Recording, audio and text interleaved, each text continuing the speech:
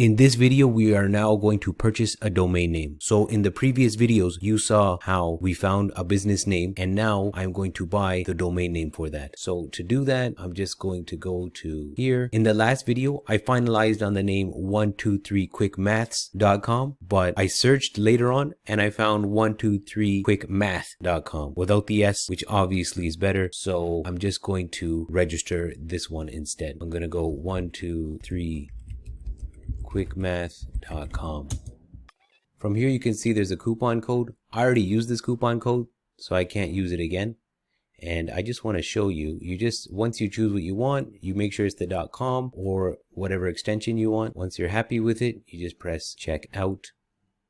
The app I was telling you for coupons is called Honey. So there is a Honey coupon and I applied it and it worked. So we're good there. It's good to have domain privacy on, because if you don't, then people can search very easily and find all sorts of personal information. So it's great that these guys have this as a free offer. Make sure that's enabled. The rest you don't need. You don't need any of this other stuff. We'll be getting better versions of this stuff and for better prices. So we got nothing to worry about there. Here you can click on auto renew if you wish. I will. And you can adjust the year however you wish. I'm going to keep it 1 year for now. Auto renew. I got my coupon in and now I'm going to click confirm order.